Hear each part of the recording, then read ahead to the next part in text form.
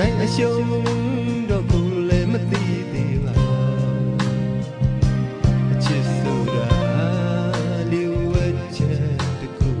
ပါ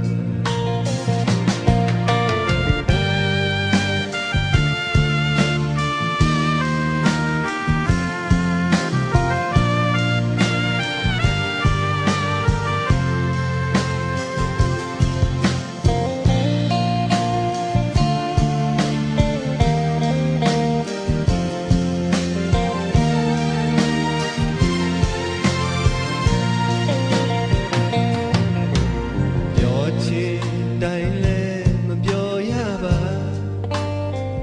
ချစ်မိသူတိုင်းလည်းချစ်ချစ်မခံခဲ့ရ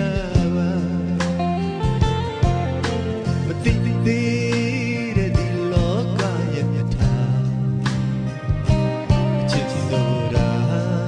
ချီဝဲချက်တခုပါနေတာ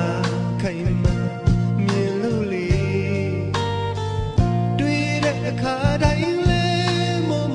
ပါဘူးမပြောတာခံမှန်းလို့မရကောင်းတဲ့ချစ်စရာချစ်ဆိုတာ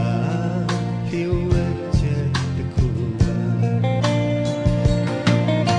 အပြုံးနဲ့ရှင်တွေနှွေးခဲ့ဘူးတာလေနောက်ဆုံးတော့ချင်မြေပါကိုယ်အတွက်မှာအချစ်စစ်ဆိုတာဟာလေဘာဝစင်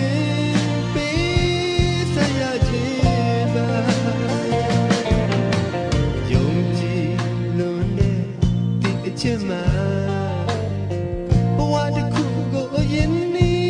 မိနဲ့တရေနဲ့ကစားလာနိုင်အရှုံးတော့ကိုလည်းမသိသေးပါ